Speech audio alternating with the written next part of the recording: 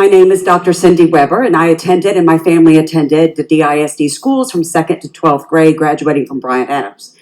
I was a professor for over 20 years at TCU, SMU, and the Dallas County Community Colleges, and I am also a member of the DISD SHAC.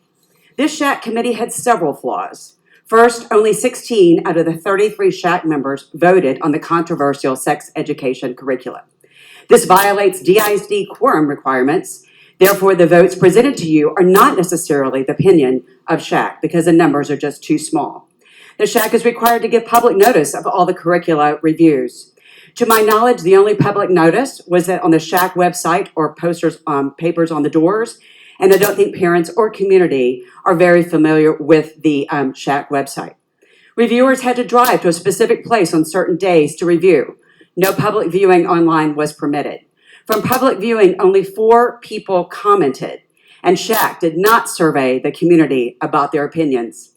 As for teacher input, an insignificant number of teachers responded and fewer still voted. In most cases, fewer than 5 teachers spoke for the entire district. DISD staff did not highlight the SHAC for the Texas Education Code 28.004 and the critical 5 tenets for sexual instruction. A community member asked twice that the information be brought to the meeting, but no response by the DISD staff. I asked 2 SHAC members to recuse themselves from voting on the Interrupt partnerships, since they both are on the board of directors of that organization.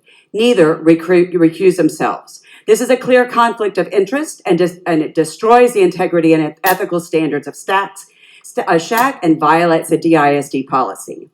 The McGraw-Hill textbook was not submitted and therefore not approved by the State Board of Education to ensure it meets the state requirements. Goodhart-Wilcox was approved by the State Board of Education and meets all state requirements. And the SHAC co-chairman stating that McGraw-Hill was the #1 with SHAC and teachers is an overstatement. A SHAC quorum was not met for the voting, and the 6th grade teachers, there was only 1 vote for this particular area, and it was against McGraw-Hill. The Interrupt partnership was only briefly discussed in our 1-hour meetings, and which was not adequate time to discuss such a controversial curriculum.